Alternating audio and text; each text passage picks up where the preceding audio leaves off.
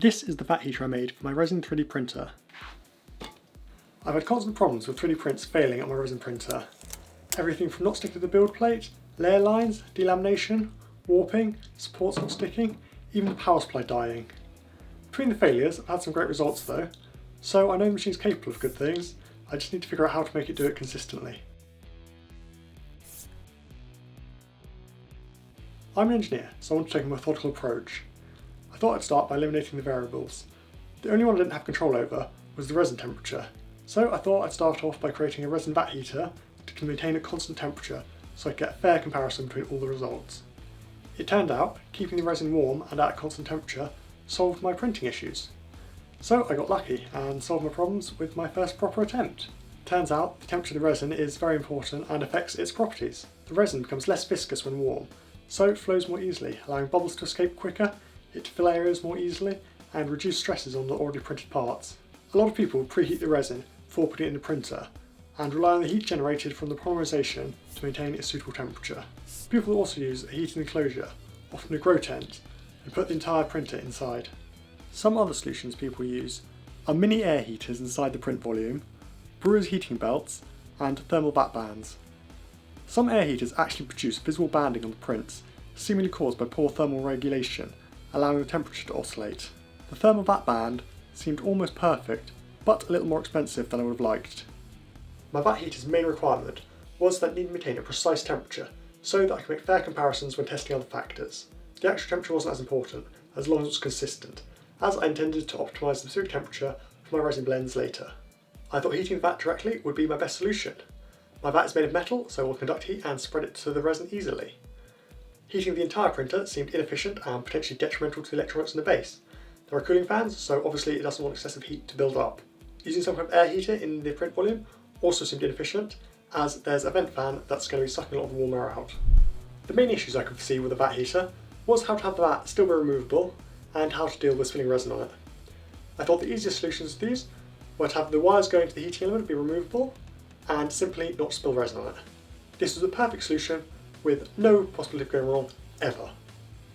Most common resins for SLA printing seem to recommend a temperature of about 25 degrees Celsius or 298.15 degrees Kelvin. I couldn't find much information about the maximum printing temperatures, so I had the genius idea to email a resin manufacturer and ask. Apparently, resins will perform normally at higher temperatures, but it will reduce the lifespan of the printer's LCD, so they don't recommend going above about 30 degrees Celsius or 303.15 degrees Kelvin. Now I know my design requirements, on to electronics for it. It's a fairly simple application, so I don't need too many components. I was hoping to use the printer's power supply to also power the heater, but when I checked the current rating, unfortunately it didn't have enough spare capacity. So I decided to use an external 12-volt supply. The last thing I wanted to do was introduce power-related issues that could affect print quality. The whole point of this was to reduce any variables that would affect the prints. I want to measure the vat temperature and the air temperature inside the printer, so I'll use two thermistors. I'll use Kanthal wire to form the heating element around the vat, and an N-channel MOSFET to control the power to it. I'll need a microcontroller to manage the temperature control system. An Arduino Nano would be more than capable and seemed like the easiest solution.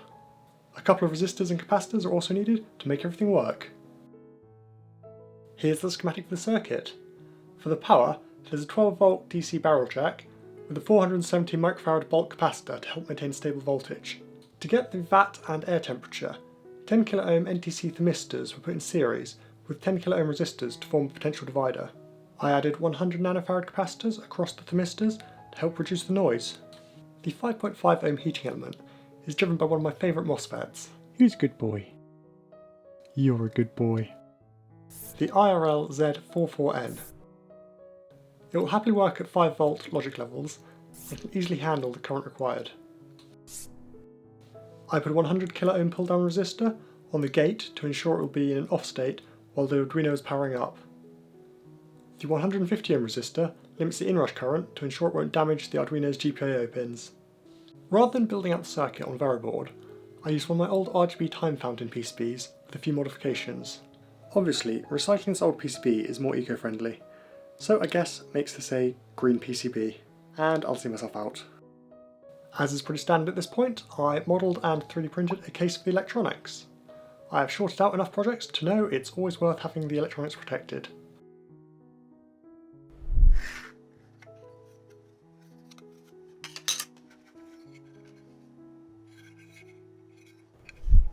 Although the black coating of the vat didn't seem to be conductive, I wrapped it with a layer of electrical tape for some extra protection against causing a short circuit.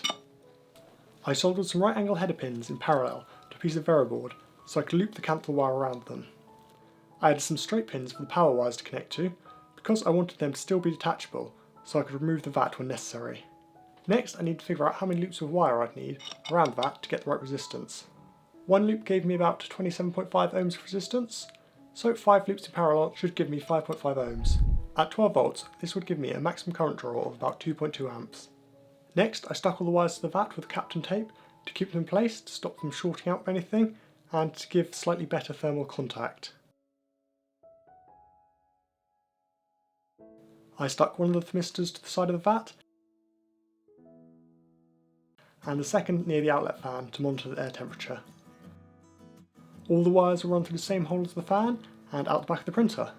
While doing this, I realised having the power wires connected to the front of the vat was pretty stupid, but it was going to be too much effort to move now, so I left it to my future Isaac. Future Isaac here. It annoys me every time I look at it, but it's still too much effort to move, so I'll leave it to even future Isaac to deal with. Even future Isaac here, I have now completely redesigned the heater and got custom PCBs made for it. Go and watch my next video about that in the future. I'll give you a brief overview of some of the code. The full project code will be up on GitHub and a link in the description for anyone interested. As previously mentioned, this is running on an Arduino Nano, so programmed in C++ with the Arduino IDE. The control loop ended up being much simpler than I initially thought it would be. Originally I assumed I'd need a PID control loop to maintain a stable temperature, but the Bang Bang or on-off controller actually performed perfectly well. In this case, the Bang Bang controller simply switches the heating element on if the measured temperature is below the target temperature, and switches it off when it's above the target.